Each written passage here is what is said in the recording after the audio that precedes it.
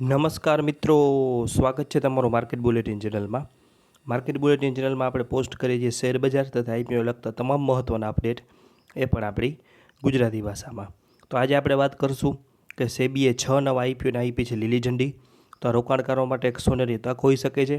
આ 6 કંપની વિશે આપણે તમને વિગતવાર માહિતી આપશું આઈપીઓ વિશે, એ પણ આપણી ગુજરાતી ભાષામાં. તો ચાલો વધુ વાત ન કરતાં શરૂઆત કરીએ.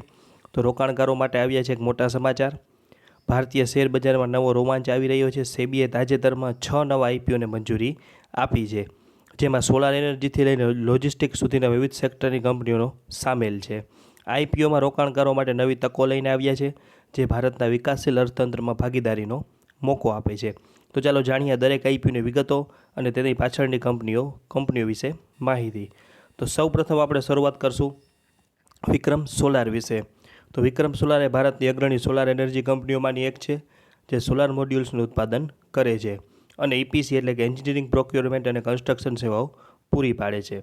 2005માં સ્થપાયેલી આ કંપની કોલકાતામાં આવેલી છે અને વૈશ્વિક સ્તરે 32 દેશોમાં કામ કરે છે. વાત કરીએ થોડી આઈપીઓની વિગતોની, તો આઈપીઓ ફ્રેશ ઇસ્યુ અને ઓએફએસ બંને રહેશે, જેમાં ફ્રેશ ઇસ્યુ રહેશે 1500 કરોડનો અને ઓએફએસ રહેશે 1.74 કરોડ ઇક્વિટી શેર્સનો. સેબીનું ઓબ્ઝર્વેશન લેટર 29 મેના રોજ કંપનીને પ્રાપ્ત થયું છે. આઈપીઓના ભંડોળના ઉપયોગની વાત કરીએ તો નવા ઉત્પાદન પ્લાન્ટની સ્થાપના માટે એટલે કે 4000 મેગાવોટ સોલાર મોડ્યુલ ઉત્પાદન ક્ષમતા માટે, કંપનીના દેવાની ચૂકવણી માટે અને સામાન્ય કોર્પોરેટ હેતુઓ માટે આ પૈસાનો ઉપયોગ કરવામાં આવશે.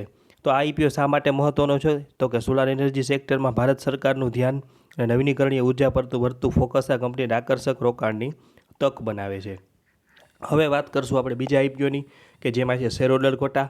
એટલે જે એચડીએફસી બેંકના શેર હોલ્ડર માટે આઈપીઓમાં શેર હોલ્ડર કોટા રાખેલો છે. કંપનીનું નામ છે એચડીબી ફાઇનાન્શિયલ સર્વિસીસ લિમિટેડ.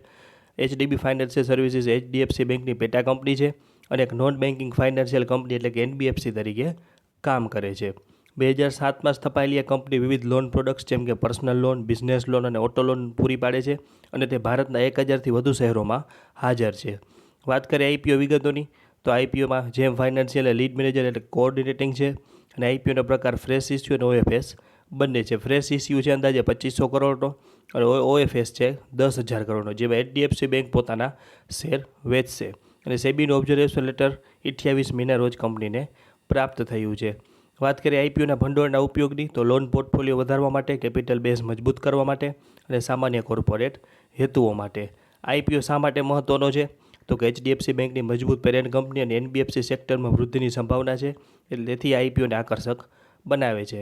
એક મહત્ત્વની નોંધ કે એચડીએફસી ફાઇનાન્શિયલ સર્વિસ આઈપીઓમાં એચડીએફસી બેંકના શેર હોલ્ડરો માટે એક ચોક્કસ ટકાવારીમાં શેર અનામત રાખવામાં આવ્યા છે.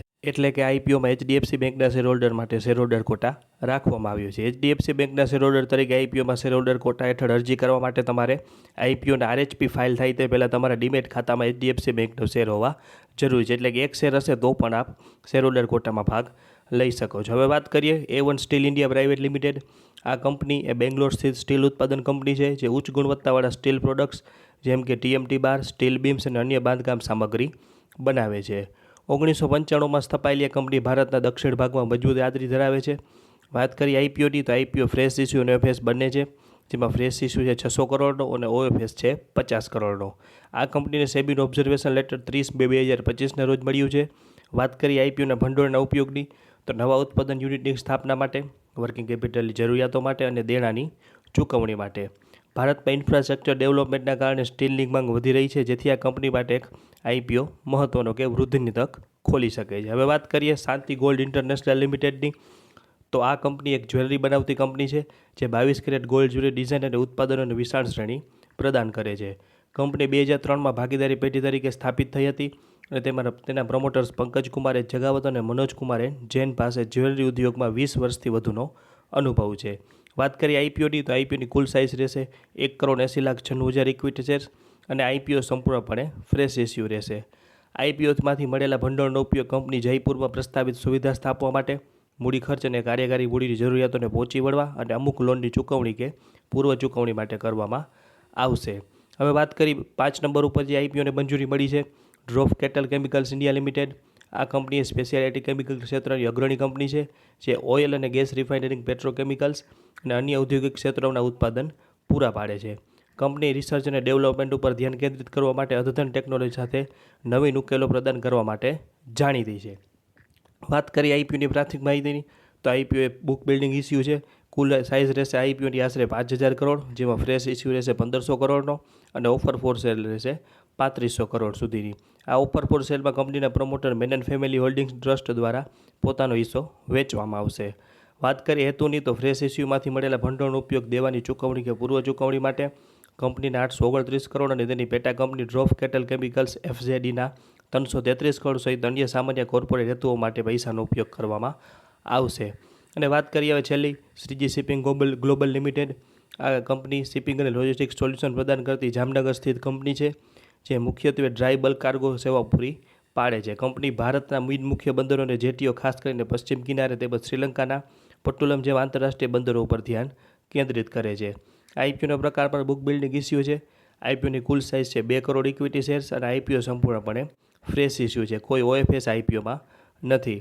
એટલે કે આઈપીઓમાંથી મળેલા તમામ ભંડોળનો ઉપયોગ સીધા કંપનીના સંચાલનમાં થશે. આઈપીઓમાંથી મળેલ ભંડોળનો ઉપયોગની વાત કરીએ તો સેકન્ડરી માર્કેટમાંથી સુપ્રામેક્સ શ્રેણીના ડ્રાય બલ્ક કેરિયર્સની ખરીદી માટે આશરે 289.43 કરોડ અને કંપની દ્વારા લીધેલ અમુક બાકી લોનની ચૂકવણી કે પૂર્વ ચૂકવણી માટે આશરે 19.51 કરોડ રૂપિયાનો ઉપયોગ કરવામાં આવશે.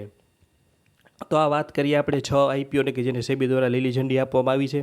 ત્યારબાદ તમામ મિત્રોને ખાસ કે માર્કેટ બુલેટિન ચેનલ શેરબજાર અને આઈપીઓ સંબંધિત સચોટ અને ઝડપી ગુજરાતી સમાચારો માટે તમારી વિશ્વસનીય જગ્યા છે. આપણે તાજેતરમાં 6,000 સબસ્ક્રાઈબરનો આંકડો પૂર્ણ કર્યો છે અને આ તમારા સમર્થન વિના શક્ય નહોતું.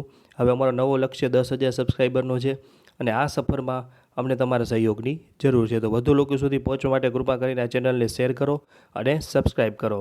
નવા વિડીયોની ત્વરિત જાણકારી મેળવવા માટે નોટિફિકેશન બેલને દબાવવાનું ભૂલશો નહીં અને આપના નિરંતર સહયોગ બદલ ખૂબ ખૂબ આભાર. ત્યારબાદ તમામ મિત્રોએ ખાસ નોંધ લેવી કે સ્ટોક માર્કેટમાં રોકાણ જોખમને આધીન છે.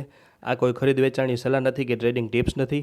આ વિડીયોમાં આપેલી માહિતી ઓફિશિયલ ડોક્યુમેન્ટ્સ પરથી લીધેલી છે અને આ વિડીયો બનાવવા પાછળ અમારો કોઈ અંગત ફાયદો નથી. કોઈપણ પ્રકારનું રોકાણ કરતાં પહેલાં કે આઈપીઓ એપ્લાય કરતાં પહેલાં આપણે નાણાકીય સલાહકારની સલાહ લેવી જરૂરી છે. તો આવા જ તમામ મહત્ત્વના અપડેટ એ પણ આપણી ગુજરાતી ભાષા મેળવવા માટે માર્કેટ બુલેટિન ચેનલને હમણાં જ લાઇક, શેર અને સબસ્ક્રાઈબ કરો.